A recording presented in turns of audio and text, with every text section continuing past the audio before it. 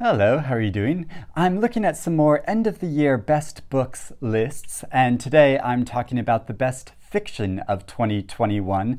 And this is from an article published recently in the Financial Times. The Financial Times recently has been going for broke for their lists of the year for books.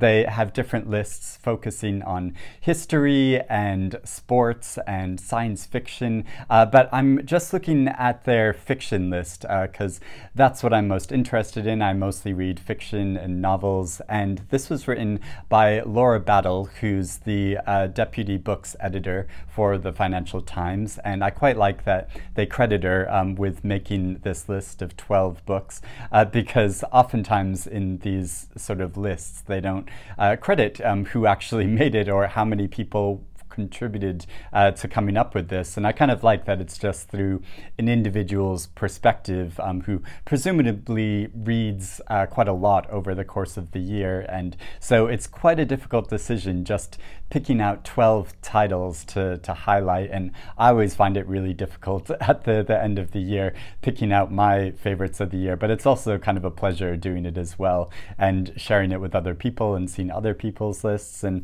so I'm gonna go into these, starting off with the first novel she lists, which is The Promise by Damon Galgut, which of course won the Booker Prize this year. And I think there were quite a few people reading it and talking about it before its listing on the prize. I mean, Damon Galgut is such a well-respected South African writer. I love his writing and was really eager to get to this and read it before, all the prize hoopla about it, and was so struck by it as a story of a South African family in the years before and after apartheid, following them over a number of decades, and what it says about the inherent racism of this family and the effect it has on the people around them, the effects it has on themselves as they slowly implode sort of over the years. And it's such a uniquely written novel, such a striking message. I think it is such a powerful book, and I'm so glad that more people are reading this. It was exciting the other day when I went into Waterstones and literally could not find a copy of this book on the shelves because they had completely sold out. And so I think it's so amazing that the prize has encouraged more people to read it and try this book, because the cover is quite bleak, the sound of the story is quite bleak, and but yeah, this is definitely a book worth reading and considering. And there's also because there's also a lot of entertaining bits of it. There's a lot of sort of tragic comic parts to it, but I think what's so clever about it is how he really endears you to some of these characters, and you start to feel sympathy for some of them, but then realize when they start spouting some horribly racist things that it's like, oh no, and you're suddenly keep a distance from them, and you start to realize, well, why the youngest daughter of the family keeps a strong distance from her family over the years, and increasingly more so over time. And so yeah, such a unique novel, and I'm so glad more people are talking about it. Next is a novel which hasn't won any prizes, I don't think, but has been much talked about, of course, which is Sally Rooney's Beautiful World, Where Are You?, which follows the lives of four Irish individuals in their early adulthood, and the friendship of two women and their email exchanges with each other, talking about a whole range of issues and topics to do with politics and the environment, the larger world, and but also their relationships and the relationships they have with two men that this story also follows. And I like how she says in the article, with Beautiful World, Rooney has earned herself yet more fans and foes. For the former, this latest novel is thrilling disquisition on the political, social, and sexual preoccupations of her millennial subjects. For the latter, merely an exercise in navel gazing. Few, though, can question the lucid elegance of Rooney's prose. And yeah, I think that's true. I mean, whether you get on with her fiction or don't get on with her fiction, I think her writing is really exquisite and really packed full of ideas. And though, yeah, I think some people will probably argue with that, but you know, I came across more on the former side of being a fan and just really enjoying this story and the complexities of the relationships of these characters and their own understanding of themselves as they're grappling to find their place in the world and to live a sort of intentionally good life, but frequently messing up along the way. So I think there's a lot to relate to in this novel, as well as enjoying the story. The Women of Troy by Pat Barker. This is the author's sequel to her novel The Silence of the Girls, which is a kind of feminist retelling of the Iliad, the story of the Trojan War. And this novel continues on discussing the aftermath of the Trojan War, told through the perspective of Briseis, and so yeah, discussing her point of view and the point of view of the other women that are involved in this community. And I have been wanting to read this. I did really enjoy The Silence of the Girls, but I do slightly feel worried that this is just more of the same, but Pat Barker is such a good writer that I am keen to read more of this. Harlem Shuffle by Colson Whitehead. This is another novel that I have been quite keen to get to because I've loved reading Colson Whitehead's novels, The Underground Railroad and the Nickel Boys, but I have heard really mixed things about this. The story follows a furniture salesman in 1950s and 60s Harlem, and she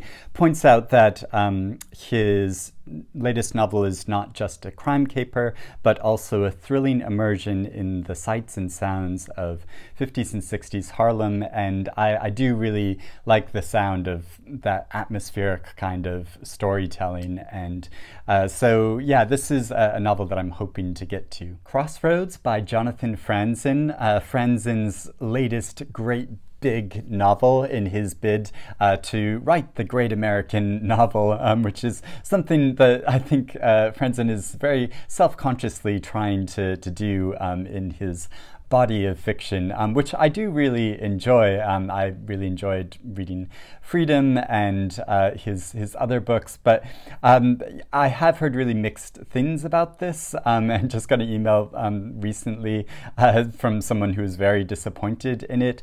The story follows a family in 1970s America and through the political and social changes happening in the country at the time, sort of focused through the very different members of this family. And something she points out in the article, which I hadn't realized before, was she says that sex, drugs, religion, it's Christmas 1971. And I didn't realize that this is a Christmas set story, or at least I assume that most of the story is sort of set around Christmas. So it would make it quite apt for me to read it in December, you know, sort of around holiday time, to fit with that. And, you know, I do feel this inclination, since this is the first in a proposed trilogy, that it would be good to get in the very beginning at the start of this trilogy, you know, rather than trying to catch up later on when book 3 comes along, since I assume all of the books are probably going to be as long as this one. It's almost 600 pages long. But yeah, I do feel the slightly conflicted sense about it, so I don't know whether I want to commit that much time to it. But if you have opinions about this novel, please let me know about them in the comments below. Harsh Times by Mario Vargas Llosa. And this is another novel looking at recent history in 1954 in Guatemala and the CIA-sponsored coup that occurred in the country. And it focuses on a number of different perspectives of people involved in this, from members of the CIA to PR agents to politicians at the time. And I've heard it's such a strong and striking novel that's also very readable. So it is one that I'm very keen to get to. It's the writer's 20th novel. And so yeah, he's a much respected writer, and one I've always been meaning to read more of. Matrix by Lauren Groff, following the life of Marie de France over the entire course of her life, from her expulsion from the French court to go to live in a convent in Angleterre or England, and her experiences with becoming a leading figure of that convent, and her relationships with the other nuns, and her strange relationship with the Queen, who she has very strong feelings for. And I found this novel such a delight, and so much more fascinating than I thought it would be at first, as it gets into the complicated politics of the time and the emerging capitalism, and the central character's role in that, and what that says about how our society was developing at that time, and the use and abuse of power. I found so striking. She remarks when talking about it that Groff explores themes of domination, death, and desire in compelling, if at times stomach-turning detail. I don't remember all that much about it that's actually stomach-turning, but I mean, there are some, really quite brutal scenes in it because of the times they were living in, and there was, a lot of disease and a lot of death and a lot of war, and so yeah, there is a lot of that, but I didn't find it particularly like gruesome or in any way. But yeah, it's a novel I just enjoyed so much. Vixen by Francine Prose, and this is a novel I've not heard all that much about, but I've always been interested in reading Francine Prose's writing. So this is described as Simon Putnam, a young Jewish editor negotiating the waspish world of New York publishing, is tasked with making a trashy bodice ripper about Ethel Rosenberg palatable for public consumption, set against the immediate aftermath of the Rosenbergs' execution in 1953. They were convicted of being spies for the Soviet Union, and so executed by the United States. The Vixen is deeply chilling, but also laugh out loud funny. And that's such an intriguing premise for a story of writing a novel that's set in recent history, which is sort of trying to capture the times and feelings of that time, and the Red Scare of that era, but through the guise of someone that is trying to fictionalize the experience as it's happening. I think that's a really interesting premise for a story. So this is a novel I would be really keen to read. Pieces by Helen Oyemi. As I described in a recent book haul video when talking about this book, I felt quite ambivalent about whether I want to read it or not. The story is about two characters on a mysterious train journey, and the strange stops that they encounter along this journey, and how it takes them somewhere that neither of them anticipated. And I feel kind of ambivalent about this reading Oyemi's work, because I think her writing is so strange and unusual and surprising and inventive, and I kind of love it for that, but also I find it really alienating because quite often I don't even really understand what is going on in the story. And it does slightly worry me that she describes how this is an adventure stuffed with dazzling literary effects.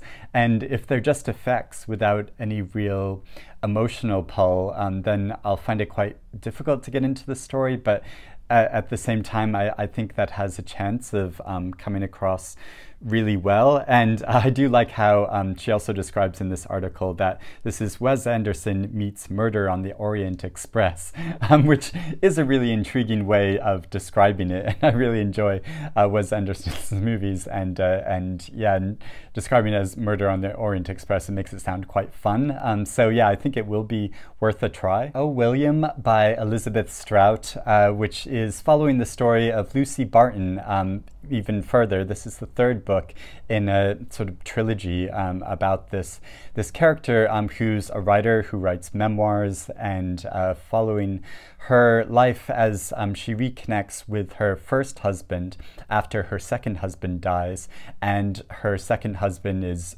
trying to locate a sister that he had previously never known existed, a half-sister that he has, by going on a trip with Lucy to Maine, and it's sort of a road trip story. But yeah, it's more about how these characters who are very familiar with each other reconnect after this period of time, and how there are still some of the same issues which made them break up with each other that are there, but there's also this warm familiarity that they have with each other. And I love Elizabeth Strout's writing. I enjoyed reading this so much, but I would say I think it's the weakest book in the trilogy, and not one of her strongest books. There are some really beautiful, poignant moments and really great psychological insights to it, but some of it feels slightly too whimsical to me. So yeah, I have sort of mixed feelings about this book, but